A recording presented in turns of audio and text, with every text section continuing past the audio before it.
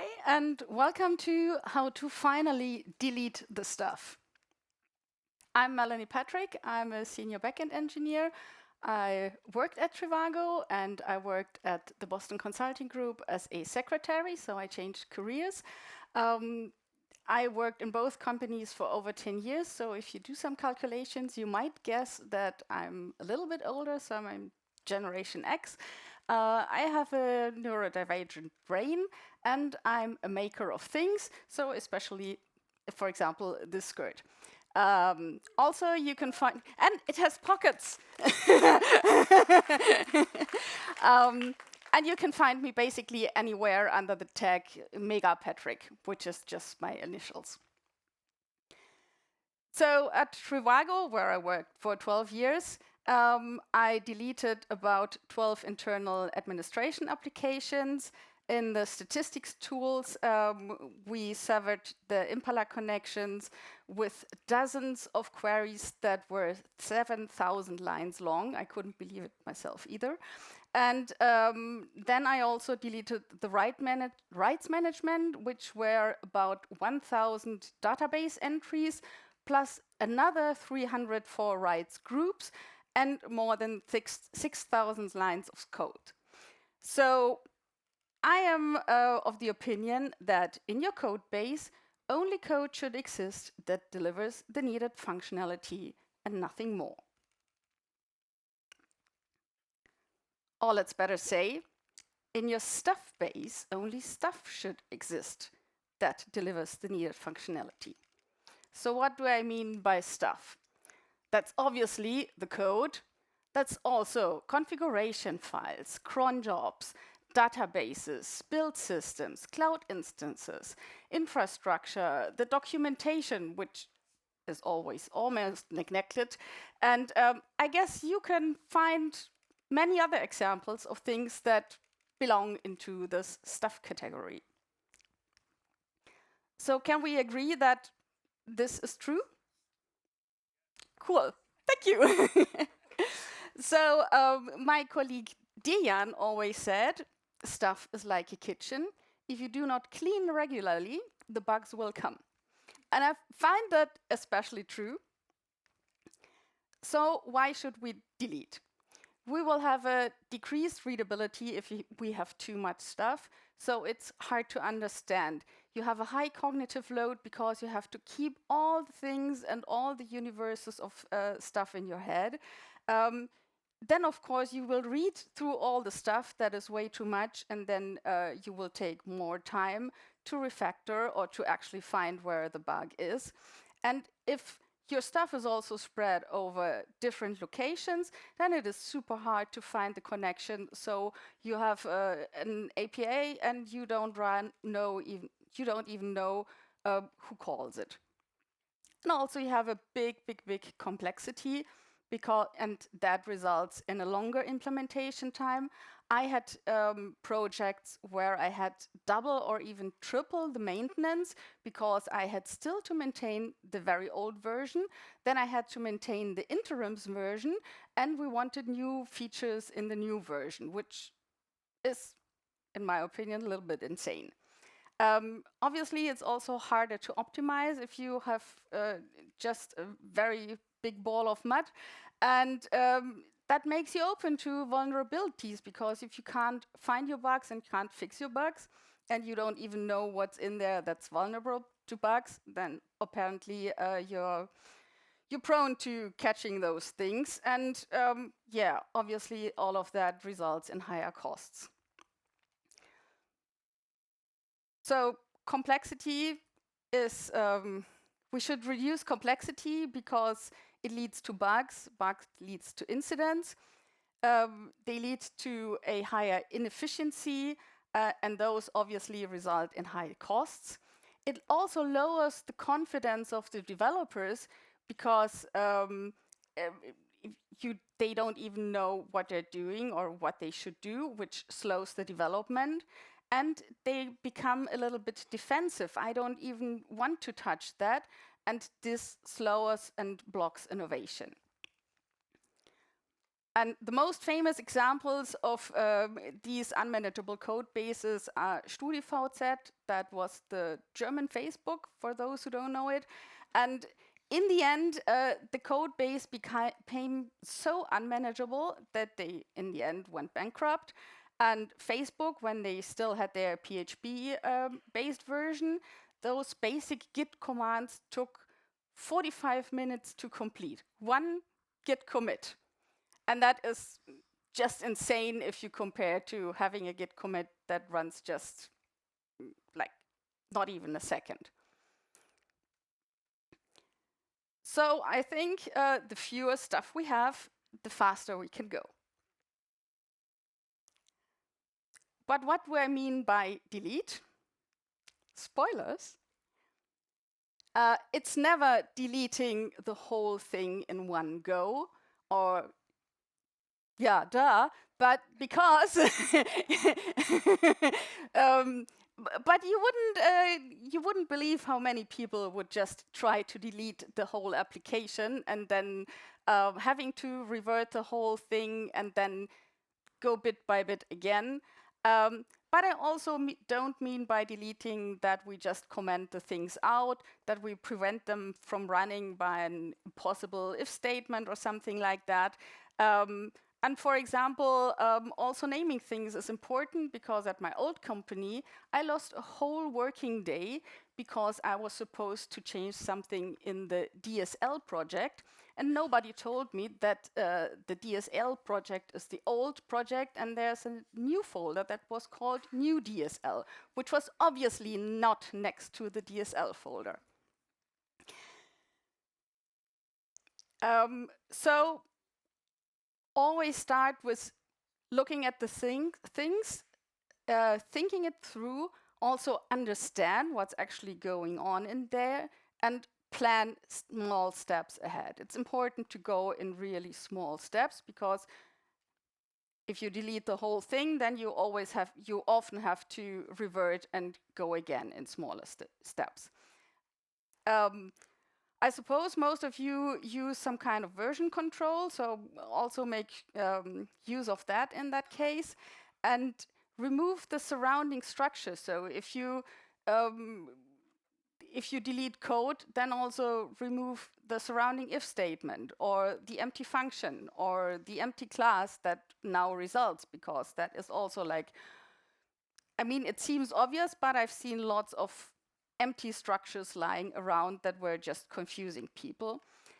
And personally, I also always find it important to leave comments on why things were done, and also maybe mentioning external factors that are not mentioned in the code base. Yeah, code should explain itself, but often we have things that influence our code but are not in the code base, and we sometimes don't even think about that. So deleting stuff is basically an iterative process. You start with the easiest thing, delete that, go in small steps, then you go to the next more complicated thing and repeat step number 2 as often as needed. And then the last step is what I personally call the scream-driven development, because then you just wait until someone screams at you. And if they don't scream, then you're good. And if they scream, then you have to revert and maybe look for another solution. So just like development, deleting is an incremental process. And fun fact, deleting that rights management took me a whole year. Ooh. Yeah, true that. And the other things also took quite a while. So it's really going step by step. Let's go a little bit more into detail how I go about deleting stuff. So the first step of all is understanding what your stuff does. So run the application, use debugging tools, use a print or echo statement. If that is your thing, use the simplest thing, and the first step is also the most important. If you, for example, inherited a project from another team or from someone who isn't even there at the company anymore, and then you don't even know what exactly it does, and you have a suspicion that it might be obsolete. Then in this, then you can identify the stuff that is not being used because you understood what it done, and use the tools that you have. You all have, I guess most use IDEs. They all have plugins and linters and stuff that you can use. What is you can identify the stuff, and also like talk to your colleagues because maybe they have a different experience. And then test and measure what will happen if we actually delete the stuff. So write tests, what should happen if the stuff is gone.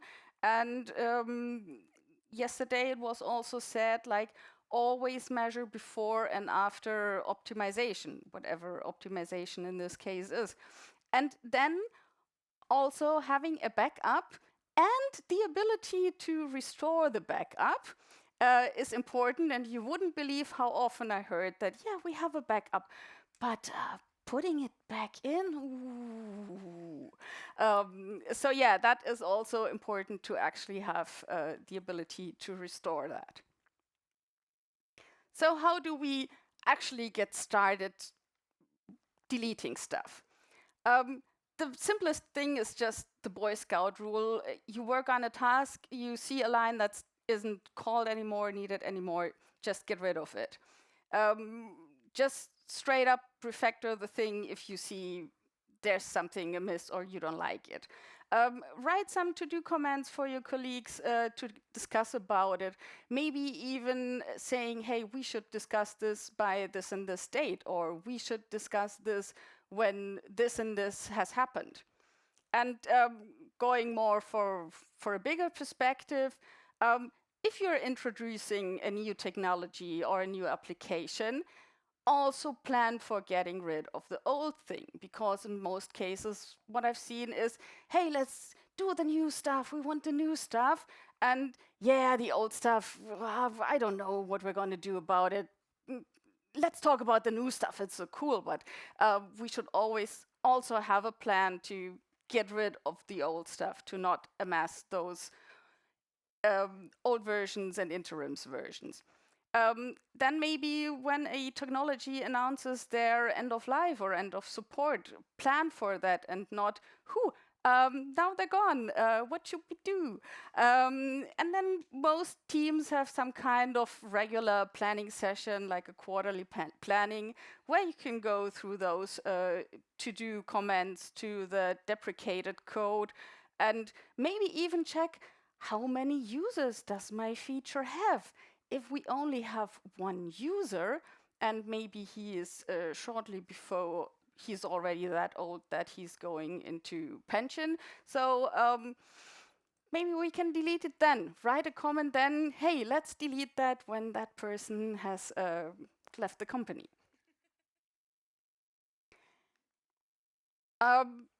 This is a kind of a little checklist.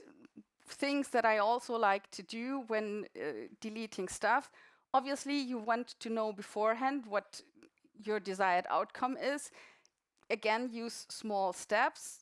Check how many users you have. Run the application. Is it even working? Check for the usages in your GitHub. Maybe your stuff is called somewhere else. Search in the commit history. Maybe you will find some other colleague who still knows something about it. Writing tests, working bottom up, so starting from the smallest innermost parts and then work your way up, so then you can delete the whole thing. Only mark the critical parts as deprecated and not mark everything as deprecated, because then you will get lost in all those deprecations. Inform others so they can adjust to the newer version, that some parts are maybe missing. And also maybe have a defined rhythm for checking and deleting.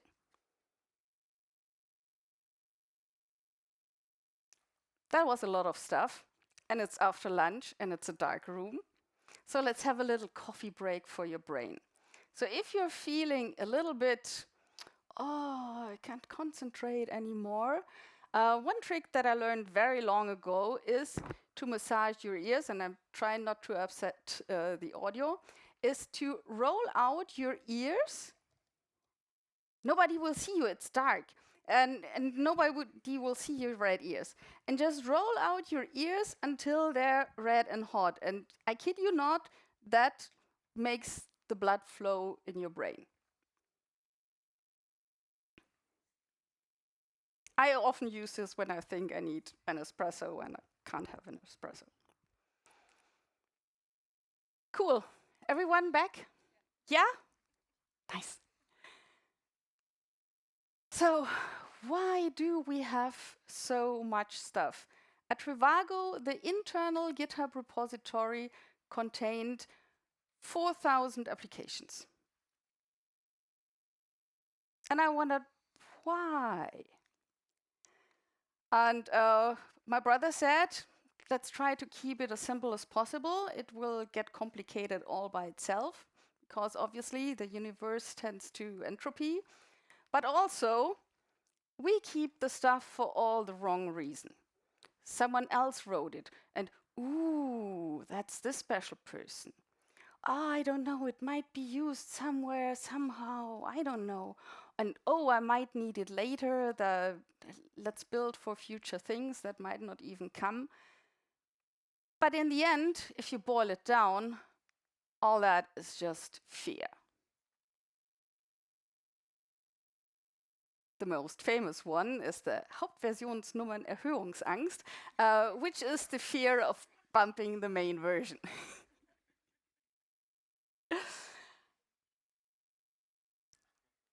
But the thing with fear is, if you don't face them, they will just grow. And you need to face your fears in small steps. So, for example, if you have arachnophobia, if you're afraid of spiders and you go to a therapist, he will not start by putting a tarantula to your face. They will start by having you imagine the spider, then have them look at a picture of a spider, then have you look at a movie of a spider, and then go by smaller steps. So facing your fears is very important, because growing fears are not fun to live with. So also, Git is your friend, and shameless plug, this is the link to the talk I gave here 9 years ago. It's called Git How to Unfuck. And I still use the slides as my own cheat sheet. So look at the history, find what's in there. Maybe there's even purposeful comment that you can use. Maybe you will find a link to the documentation. And then also, Al says, save early, save often. So commit early, commit often. And please write meaningful messages and not fixed bug or even a dot because you were in a hurry. And of course, Git gives you the ability to revert your stuff. So in the future, keep on writing clean and readable code. Use some kind of standard. You don't have to be super strict about it, but don't get lost in these things when you can do actual work. Don't try to solve future problems, and delete regularly and relentlessly, because from that, you will gain the ability to properly assess your project requirements, and you will gain much more speed in development and implementing. So if you take away 3 things from this talk is plan ahead, Git is your friend, and going slow is faster in the end. And with that, you can delete with confidence.